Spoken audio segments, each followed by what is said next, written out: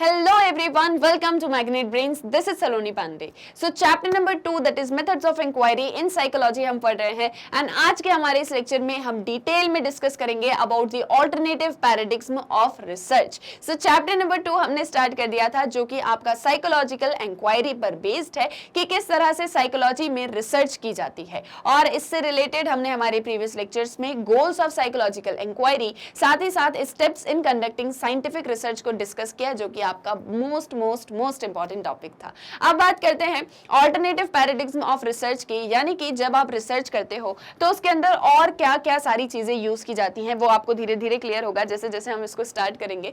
तो अभी तक हमने ये सारी चीजें पढ़ी कि चैप्टर नंबर 1 जो था वो हमको साइकोलॉजी से इंट्रोड्यूस करवाते कि एग्जैक्टली व्हाट इज साइकोलॉजी और उसके क्या सारे ब्रांचेस हैं, क्या सारे थीम्स हैं, किस तरह से साइकोलॉजी में क्या स्टडी की जाती है, mental processes, human experiences, human behaviour, ये सारी चीजों की हमने बातें करी।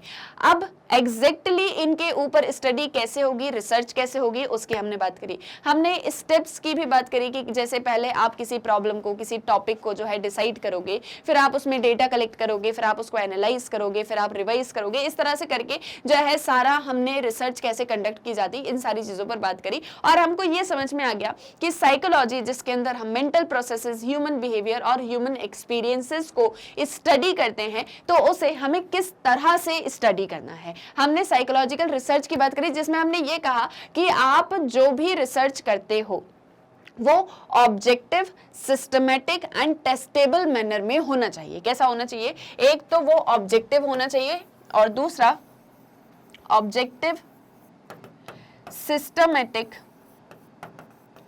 एंड टेस्टेबल मैनर, यानी आप जिस भी चीज पर रिसर्च कर रहे हो उसके अंदर एक ऑब्जेक्टिव हो, उसके अंदर एक ऑब्जेक्टिविटी हो, आप ऑब्जर्व करके या आपके और आपसे ज्यादा लोग अगर उस पर रिसर्च करते हैं तो वो सेम कंक्लूजन पर पहुंचे। इस तरह की एक ऑब्जेक्टिविटी जो है आपके रिसर्च के अंदर होना चाहिए। एक पूरा प्रोसेस होना चाहिए, एक पूरा सिस्टम होना चाहिए जिसके थ्रू रिसर्च की जाएगी। जैसे हमने 4 स्टेप्स की बात करी तो उस 4 स्टेप्स में हमने क्या डिस्कस किया कि सबसे पहले आप कंसेप्चुलाइज करोगे किसी एक प्रॉब्लम को, then you will collect the data, then you will come to the conclusions and analysis and then you will revise your conclusion. So इस तरह से आपका एक पूरा सिस्टम, एक पूरा प्रोसेस होगा।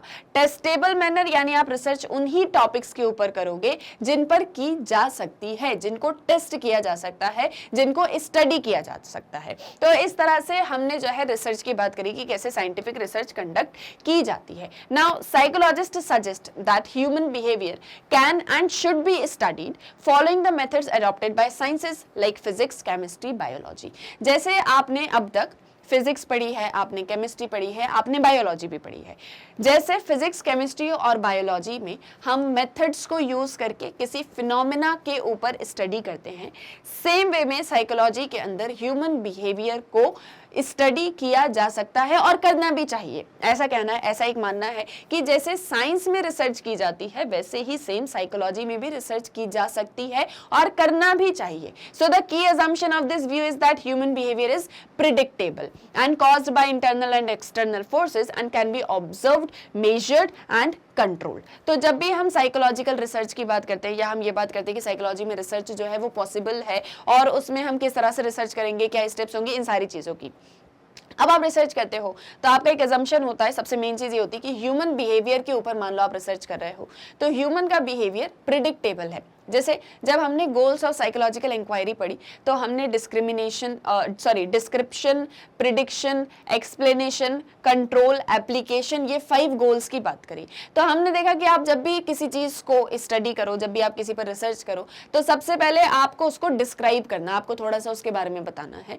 इसके बाद में आप उसको प्रिडिक्ट करोगे, उस आपके डिस्क्रिप्शन के बेसिस पर आप उसको थोड़ा सा प्रिडिक्ट कर सकते हो। देन आप उसको एक्सप्लेन करोगे कि अगर ये ह्यूमन बिहेवियर हो रहा है तो उसके पीछे क्या कारण है, उसको कैसे कंट्रोल किया जा सकता है और इन सारी चीजों के थ्रू जो भी नॉलेज आपके पास में आएगा आप उसको अप्लाई कर दोगे। ये एक साइकोलॉजिस्ट का साइकोलॉजिकल इंक्वायरी करते समय गोल होते हैं। तो जो भी हमारा टॉपिक होगा या जिस भी ह्यूमन बिहेवियर को हम समझने की कोशिश कर रहे हैं, रिसर्च करना चाह रहे हैं, वो प्रिडिक्टेबल है ना, उस एक चीज को हम प्रिडिक्ट कर सकते हैं, फोरकास्ट कर सकते हैं और साथ ही साथ में जो भी ह्यूमन बिहेव कर रहा है या जिस भी तरह का ह्यूमन का बिहेवियर है वो इंटरनल और एक्सटर्नल फोर्सेस की वजह से होता है। मतलब कि उसके अंदर उसके अंदर जो भी सारे चेंजेस हो रहे हैं और अपने बाहर जो भी सारा जिस भी तरह के इन्वायरमेंट में वो है, जिस भी तरह की सारी एक्सटर्नल फोर्सेस हैं, उसकी वजह से उसके बिहेवियर में हमको चेंजेस देखने को मिलते हैं और उसका बिहेवियर होता है। साथ ही साथ में हम बिहेवियर को ऑब्जर्व भी कर सकते हैं, हम बिहेवियर को मेजर भी कर सकते हैं, हम बिहेवियर को कंट्रोल भी कर सकते हैं। अगर कोई पर्सन बहुत गुस्सा कर रहा है तो हम उसको ऑब्जर्व कर सकते हैं, वो कितना गुस्सा कर रहा है, क्या वो बहुत बिल्कुल एक जो है मतलब हाई टेम्परेचर पर पहुंच चुका है या फिर वो थोड़ा बहुत गुस्सा कर रहा है, चिड़चिड़ापन उसके अंदर है, उसको आप मेजर कर सकते हो, आप उसको कंट्रोल कर सकते हो कि मैं इसके गुस्से को कैसे कम करूं। तो ये सारी चीजें पॉसिबल है। ये कब पॉसिबल है? जब आप ह्यूमन बिहेवियर के ऊपर रिसर्च कर रहे होते हैं। तो इन शॉर्ट, जब भी आप साइकोलॉजी में रिसर्च करो तो कोई ऐसी चीज हो जो प्रिडिक्टेबल हो, जिसमें किसी तरह के कोई कॉजेज हो, जिसमें ऑब्जर्व किया जा सके, मेजर किया जा सके, कंट्रोल किया जा सके, ये अक्सर माना जाता है। यही चीजें होती ना, तभी तो आप रिसर्च करते हो। But in order to achieve these goals, the discipline of psychology for a larger part of 20th century restricted itself to the study of overt behavior, that is the behavior that could be observed and measured. It did not focus on personal feelings, experiences, meanings etc. और इसी एक चीज को पाने के लिए कि हम ऐसे ह्यूमन बिहेवियर को स्टडी करें जो प्रिडिक्टेबल हो, जिसमें इंटरनल एक्सटर्नल कॉजेज हो, जो ऑब्जर्व किया जा सके, जो मेजर किया जा सके, जो कंट्रोल किया जा सके, इस एक हमारे एम को अटेन करने के लिए हम अभी तक 20th सेंचुरी तक सिर्फ ओवर्ट बिहेवियर को ही स्टडी करते हुए आए हैं, यानी सिर्फ ऐसे बिहेवियर को जिसे हम देख सकते हैं। हमने ऐसे बिहेवियर के बारे में कभी नहीं सोचा जिसे हम नहीं देख सकते। आपको याद होगा चैप्टर 1 के अंदर हमने ओवर्ट एंड कोवर्ट बिहेवियर्स के बारे में पढ़ा। ऐसे बिहेवियर जो हमको ओपनली दिख रहे हैं और ऐसे बिहेवियर जो हमको दिखते नहीं है बट किसी पर्सन के रिएक्शन या रिस्पॉन्स के थ्रू हम उसको फील कर पाते हैं कि इसके इंटरनली किसी तरह का कोई चेंज हो रहा है। तो हम कोवर्ट बिहेवियर को नहीं पढ़ते थे, हम सिर्फ और सिर्फ ओवर्ट बिहेवियर को ही पढ़ा करते थे, ऐसे बिहेवियर को जिसे ऑब्जर्व किया जा सके, जिसे स्टडी किया जा सके। हम कभी इन चीजों पर ध्यान ही नहीं देते थे कि किसी की पर्सनल फीलिंग्स क्या है, कोई अपने अंदर क्या चीजें सोचता है, उसके एक्सपीरियंसेस क्या है, किस तरह से उसके पर्सनल मीनिंग्स हैं चीजों को लेके, वो क्या एक उसका अपना पर्सनल पॉइंट ऑफ व्यू है। तो हम किसी के भी पर्सनल चीज को कभी स्टडी नहीं करते थे। जैसे फॉर एग्जांपल मान लो हम किसी ह्यूमन बिहेवियर को स्टडी करना है, तो जैसे मैंने आपको एक एंगर का एग्जांपल दिया कि कोई पर्सन बहुत गुस्से में है तो उसका गुस्सा आपको दिख रहा है, इसलिए आप उसके ऊपर स्टडी कर सकते हो। लेकिन कोई ऐसी चीज जो किसी पर्सन के अंदर ही अंदर हो रही है और जो उसके इंटरनल बिहेवियर को, उसके कोवर्ट बिहेवियर को, उसके क्लोज्ड बिहेवियर को जो है मतलब कहीं ना कहीं रिफ्लेक्ट करती है, हम उन चीजों को ध्यान ही नहीं देते थे, हम उन चीजों को नजरअंदाज कर दिया करते थे। And in recent years a different method known as interpretive has emerged. और इन्हीं चीजों की वजह से अभी कुछ सालों पहले एक नई मेथड जो है वो साइकोलॉजी के अंदर आई है, दैट इज इंटरप्रेटिव मेथड। कौन सी method? Interpretive method. And it emphasizes understanding over explanation and prediction. Interpretive method जो है उसका मीनिंग होता है अंडरस्टैंडिंग, जहां पर आप चीजों को समझते हो। जैसे अभी तक हम साइकोलॉजी में रिसर्च कर रहे हैं, तो हम बात कर रहे हैं कि आपने जो भी रिसर्च करी आप उसके बारे में एक्सप्लेन करोगे, आप उसके बारे में प्रिडिक्शन बनाओगे, आप उसको डिस्क्राइब करोगे, आप उसमें सारी चीजें करोगे। तो इस तरह से ही आप रिसर्च कर सकते हो। अभी हम जो भी रिसर्च करते थे, जो भी साइकोलॉजिकल इंक्वायरी हम करते थे या किसी पर्सन के बिहेवियर को अगर हम स्टडी कर रहे हैं तो अक्सर हम उसको एक्सप्लेन करते थे कि अगर कोई पर्सन को एंगर इश्यूज हैं, कोई पर्सन बहुत ही ज़्यादा जो है रूड बिहेव करता है, कोई पर्सन हमेशा बहुत ही जो है मतलब खुशनुमा रहता है, बहुत ही जो है मतलब एक्साइटमेंट के साथ में हमेशा मिलता है, वो उसके बिहेवियर के अंदर आता है। तो हम अक्सर उन चीज़ों को एक्सप्लेन करते थे कि इसके क्या रीजंस हो सकते हैं, उसको हम प्रिडिक्ट कर सकते थे। वो अभी तक चलता हुआ आया है। बट जो एक नई मेथड आई है that is your interpretive method, इसका मतलब होता है अंडरस्टैंडिंग, जहां आपको हर एक चीज को एक्सप्लेन नहीं करना होता, बस आप समझ जाते हो। ऐसा समझ में कि बहुत बार ऐसी चीजें होती हैं कि जहां पर कुछ बोलने की जरूरत नहीं होती। कभी आपने ऐसा फील किया होगा ना कि अभी मैं कुछ एक्सप्लेन नहीं करना चाहता हूं या चाहती हूं, मैं कुछ बोलना नहीं चाहती हूं, बस मैं चाहती हूं कि लोग मुझे समझ जाएं। ठीक है, कभी ऐसा फील होता है, कभी लगता है ऐसा कि जैसे मान लो कोई चीज आपको अंदर ही अंदर बहुत परेशान कर रही है और आप उस चीज को बोल भी नहीं पा रहे हो, आप उसको एक्सप्लेन भी नहीं कर पा रहे हो, वो आपके बिहेवियर में दिख भी नहीं रही है, बट स्टिल हमको ऐसा लगता है कि यार कोई हो जो हमें समझे, जो हमारे जो भी अंदर चीजें चल रही हैं उसको समझ पाए और हमारे साथ में हो। लगता है ना, अक्सर ऐसा लगता है ना, पेरेंट्स के साथ में भी लगता है कि मान लो बच्चा बहुत परेशान है, बहुत ही ज्यादा परेशान है, तो बच्चा बस इतना ज्यादा अपने पेरेंट्स से कि आप भले मुझे किसी चीज के लिए मतलब मुझे कोई सजेशन मत दो। कभी ऐसा होता है ना कि हम ये नहीं चाहते कि हमें कोई सजेशन दे, हमें कोई एडवाइस दे, बस हमारी बात को सुन ले और समझ ले। कभी ऐसा फील होता है या नहीं होता है? बताओ जल्दी, जेन्युइनली बताओ कि ऐसा फील होता है ना कि हमको ऐसा लग रहा है कि यार हमको किसी को कुछ एक्सप्लेन नहीं करना, हमें किसी से कोई नॉलेज नहीं लेना, जस्ट हम ये चाहते हैं कि कोई हमारी बात को सुने, कोई उस एक चीज को समझे, हमारे साथ में बैठे। उस एक अंडरस्टैंडिंग की बात होती है आपके इंटरप्रेटिव मेथड के थ्रू। It takes stand that in view of complex and variable nature of human behavior and experiences, its method of investigation should be different from the method of investigation of the physical world। देखो, दो तरह की अभी तक जो है हम research की बात कर रहे हैं कि आपकी जो रिसर्च होती है साइकोलॉजी में, या आपकी जो साइकोलॉजिकल इंक्वायरी है, फॉर एग्जांपल ह्यूमन बिहेवियर को लेकर है, तो जनरली अभी तक हम उसी ह्यूमन बिहेवियर को स्टडी करते हैं, उसी के ऊपर रिसर्च करते हैं जो कि ओवर्ट है, जो कि ओपनली देखा जा सकता है, जिस बिहेवियर को मेजर किया जा सकता है, जिस बिहेवियर को कंट्रोल किया जा सकता है, जिस बिहेवियर को एक्सप्लेन किया जा सकता है, और इसी के साथ में और भी ऐसी ही चीज़ें कि जिस एक चीज़ को आप प्रिडिक्ट कर पा रहे हो। इस तरह के चीज़ों को हम अभी तक साइकोलॉजी में रिसर्च किया करते थे। तो जो चीज़ हमको दिख रही है, मतलब इन शॉर्ट हमें जो चीज़ दिख रही है हम बस उसके ऊपर रिसर्च करते थे। बट ये जो एक नई मेथड आई है ना, ये जो एक नई मेथड आई है, दैट इज योर इंटरप्रिटेटिव। ये जो आपकी इंटरप्रेटिव मेथड, इंटरप्रेटिव ही है ना, सही बोल रही हूँ ना मैं? हाँ, इंटरप्रेटिव मेथड जो आपकी अभी नई मेथड आई है, इसका कहना ये है कि जिस तरह से आप फिजिकल वर्ल्ड को मेजर करते हो, जिस तरह से आप फिजिकल वर्ल्ड को मेजर करते हो, उस तरह से या उस एक मेथड से अलग आपको ह्यूमन बिहेवियर को पढ़ना चाहिए। क्योंकि ह्यूमन बिहेवियर के बहुत सारे जो है मतलब नेचर होता है। ह्यूमन बिहेवियर सिर्फ एक तरह का तो नहीं होता। ह्यूमंस जब इतने ज़्यादा डाइवर्स हैं, जब इतनी ज़्यादा कॉम्प्लेक्सिटीज़ हैं, तो ह्यूमन का बिहेवियर भी बहुत अलग है। कोई एक मेथड से आप ह्यूमन के बिहेवियर को नहीं समझ सकते, है ना? किसी एक मेथड को यूज़ करके आप ह्यूमन के बिहेवियर को नहीं समझ सकते। तो उस एक चीज़ को समझने के लिए आप एक तो फिजिकल वर्ल्ड में जो आप मेथड यूज करते हो, दैट इज दिस, कि जहां आप ऑब्जर्व करते हो, जहां आप कंट्रोल करते हो, जहां आप एक्सप्लेन करते हो, जहां पर आप मेजर करते हो, आप इन सारी चीजों के थ्रू जो है आप रिसर्च करते हो। ठीक है, ये आपकी हो गई फिजिकल वर्ल्ड की रिसर्च। बट इसके अलावा ह्यूमन बिहेवियर को समझना, जहां उसके और दूसरी चीजों को भी पढ़ा जाता है, that is interpretive method of psychological inquiry. समझ में आ रहा है कि एक चीज कह रही हूं मैं कि एक तो जो चीज हमें दिख रही है हम उसके ऊपर रिसर्च करते हैं। जैसे मैंने आपको कहा एंगर है, मोटिवेशन है, स्ट्रेस है, डिप्रेशन है। डिप्रेशन दिख रहा है हमको, तो हमने उसके ऊपर रिसर्च करी। हमको दिख रहा है कोई पर्सन डिप्रेस्ड है, या हम किसी के बिहेवियर को स्टडी कर रहे हैं कि कोई पर्सन जो है वो बड़ा ही हमेशा जो है कॉन्फिडेंट रहता है,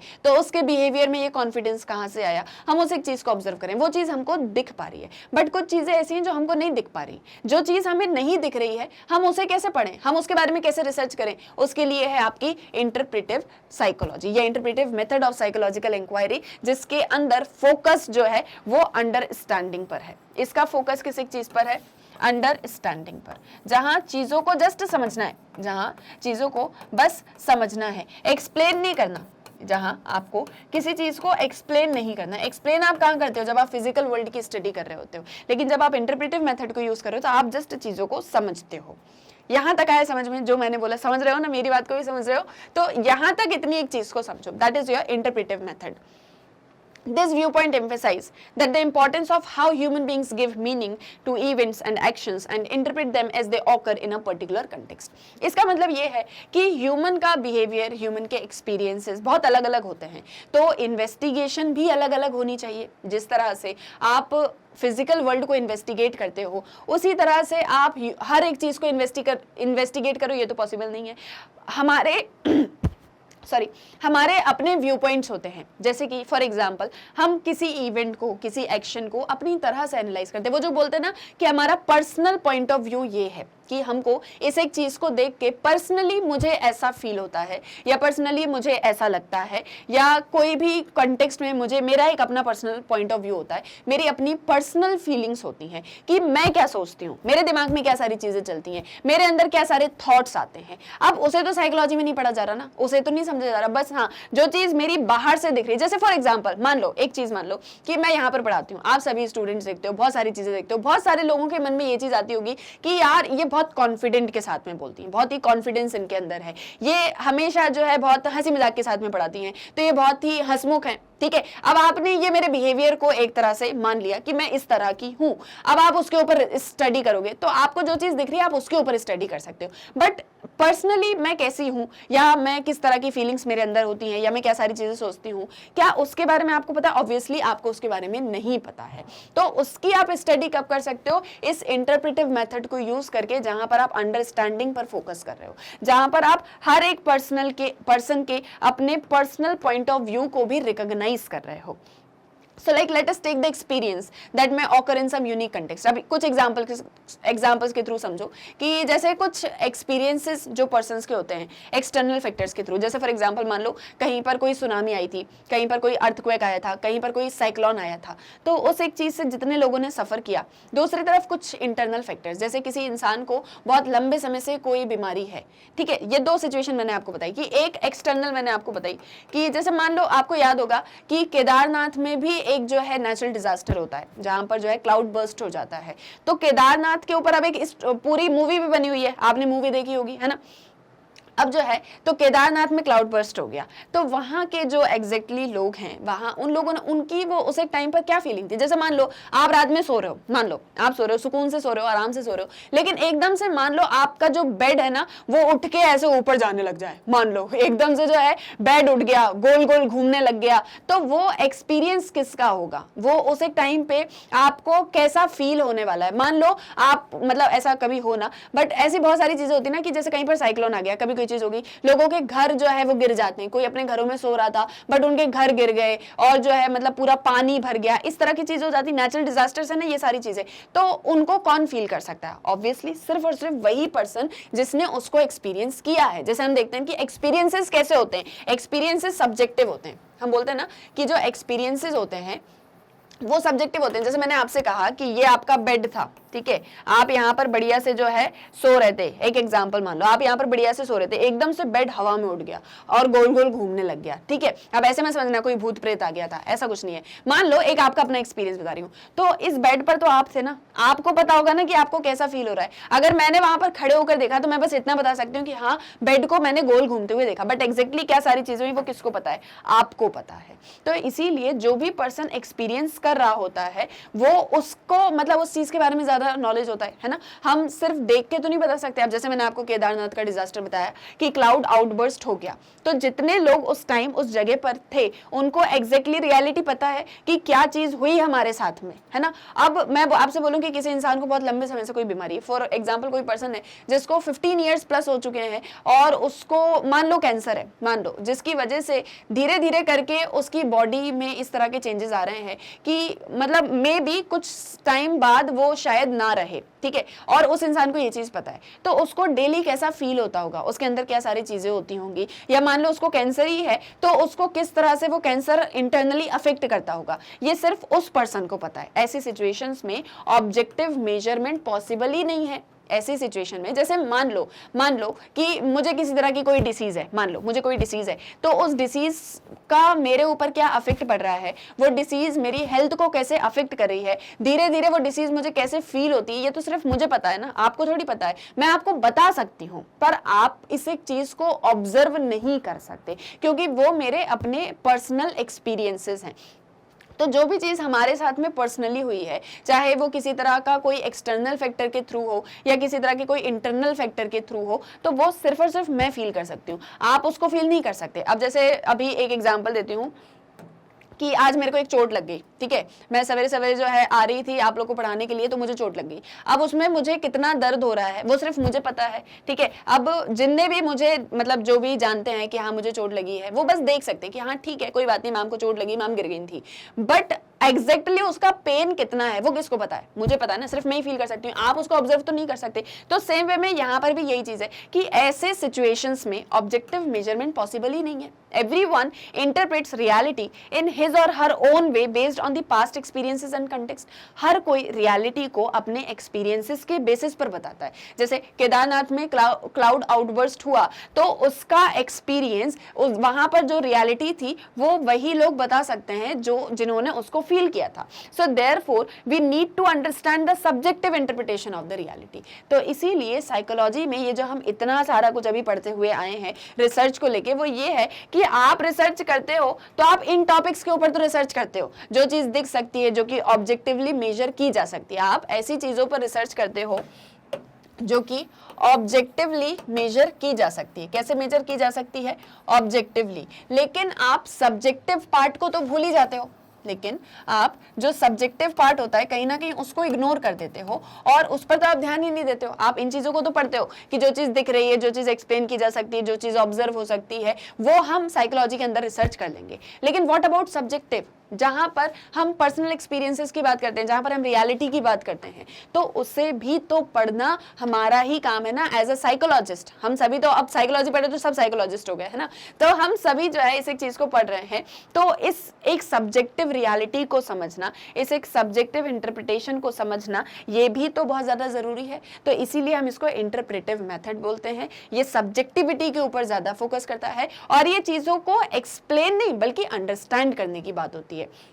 जैसे मान लो मैं आपको बताऊं, कोई केदारनाथ आउटबर्स्ट में कोई पर्सन होगा, जैसे सपोज फॉर एग्जांपल कोई राम पर्सन है, तो उन्होंने उन सारी चीज़ों को फेस किया, उनको उसके बारे में सारा कुछ पता है कि एग्जैक्टली क्या सारी चीज़ें हुई। तो अब जब वो मुझे बताएंगे तो मैं कोई उस चीज़ के ऊपर रिसर्च करने नहीं बैठ जाऊंगी, मैं उस एक चीज़ को कोई एक्सप्लेन करने नहीं बैठ जाऊंगी, बल्कि मैं उनसे सुनूंगी। अब वो पर्सन मुझे बता रहे हैं कि ऐसा हुआ था, रात का समय था, हम लोग सब सो रहे थे, फिर एकदम से जो है बहुत तेज आवाज़ आती है, पानी जो है सब तरफ से हम लोग के आसपास आने लग जाता है। एग्जाम्पल दे रही हूँ, ठीक है। तो ये एक चीज उन्होंने मुझे बताई, मैंने उसको समझा, उस एक चीज को समझा मैंने कि हाँ ये पर्सन को किस तरह से फील हुआ होगा। तो वो सब्जेक्टिव इंटरप्रिटेशन को समझना भी बहुत ज्यादा इंपॉर्टेंट है साइकोलॉजी के अंदर। तो हम जो बोल रहे हैं ऑल्टरनेटिव पैराडिग्म ऑफ रिसर्च, कि आप रिसर्च तो करते हो, आप ऑब्जेक्टिव चीजों को तो लेते हो, आप प्रोसेस को भी फॉलो करते हो, आप टेस्टेबल मैनर को भी फॉलो करते हो, बट आप रियलिटी को शायद छोड़ रहे हो, तो उस रियलिटी को भी साथ में लो। सब्जेक्टिविटी जो है वो भी बहुत ज्यादा इंपॉर्टेंट है, and the goal here is to explore the different aspects of human experiences and behavior without attempting to disturb it natural flow। और यहाँ पे हमारा काम क्या है? देखो, हम कॉमन सेंस पर तो बिलीव नहीं करते, हम कोई ऐसी वेग कंसेप्ट पे तो बिलीव नहीं करते जो कि एग्जैक्टली है ही नहीं, जो एग्जिस्ट ही नहीं करता, बल्कि हम बात करते हैं फैक्ट्स की, हम बात करते हैं साइंस की। तो जो भी चीज जैसी है हमको उसको वैसा समझना होगा।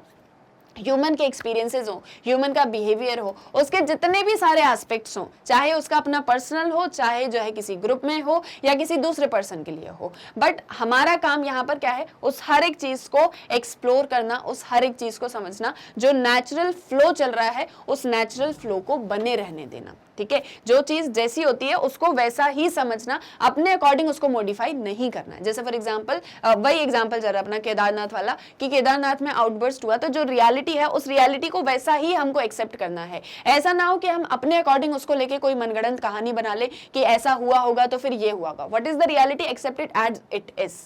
आए ये भी समझ में। अब जैसे एक एग्जांपल ले, an explorer does not know what he और she is looking for, how to look for it and what to expect. जैसे अब कोई एक्सप्लोरर है, उसको पता ही नहीं है कि मैं क्या चीज देख पा रहा हूं, मैं किस एक चीज को देख रहा हूं, मुझे इस एक चीज के बारे में कैसे पढ़ना चाहिए, कैसे समझना चाहिए, मैं कैसे इस एक चीज को, इस एक पूरी चीज मतलब जो भी मेरे आसपास है उसको फील कर पाऊं। रादर ही और she tries to map an uncharted wilderness like with little और no prior knowledge of the area, and his और her main task is to record detailed descriptions of what is found in a particular context. अब यहाँ पर उसका एक काम क्या है कि जो भी सारा कुछ मुझे दिख रहा है मैं जस्ट उसको वैसा ही रिकॉर्ड कर लूं, मुझे एग्जैक्टली उसके अंदर क्या सारी चीजें उसका पार्ट तो पता ही नहीं है।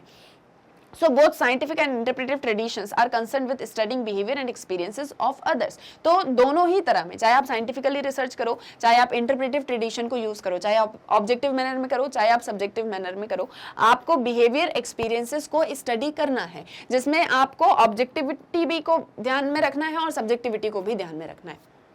What about our own personal experiences and behavior? अब जैसे हम अपन बात करते हैं इस एक चीज़ की कि जब भी आप साइकोलॉजी को पढ़ रहे हो, जब आप साइकोलॉजी में रिसर्च कर रहे हो, तो आपको सबसे पहले उसकी शुरुआत खुद से करनी चाहिए। सबसे पहले आपको अपने आप से शुरू करना चाहिए कि मुझे जो है किस तरह से जो है रिसर्च करनी है, या मुझे जो मतलब जैसे फॉर एग्जाम्पल सबसे पहले आपको अपने बारे में जानना होता है कि मैं कैसा हूँ, मेरे अंदर क्या सारी चीज़ें। जब आप खुद को समझोगे तभी आप साइकोलॉजी में किसी तरह की रिसर्च कर पाओगे। तो यहाँ पर आपके अपने एक्सपीरियंसेस, आपके अपना बिहेवियर, उसे भी तो स्टडी किया जाना चाहिए। और जैसे आप सभी स्टूडेंट हो साइकोलॉजी के, तो आपको अपने आप से ये क्वेश्चंस मतलब आपके मन में भी आते होंगे ना कि यार मैं कभी सैड फील करता हूँ तो क्यों करता हूँ। तो उसके बारे में आप जानोगे ना, उस एक चीज को आप समझोगे ना, दैट इज योर सब्जेक्टिविटी। उसको आप ही फील कर सकते हो, उसके ऊपर आप भी रिसर्च कर सकते हो। बहुत बार ऐसा भी होता है कि हम किसी तरह की जो है मतलब ऐसे प्लेज ले लेते हैं कि अब से जो है हम डाइट चार्ट को फॉलो करेंगे, अब से हम जंक फूड नहीं खाएंगे, अब से हम 2 घंटे ज्यादा अपने टाइम के लिए डिवोट करेंगे। लेकिन जब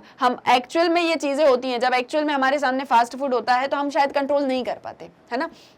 जब पढ़ाई की बात आती है तो कहीं ना कहीं वो 2 घंटे हम ऐसे सोचते हैं चलो आज नहीं कल कर लेंगे, चलो आज नहीं कल कर लेंगे।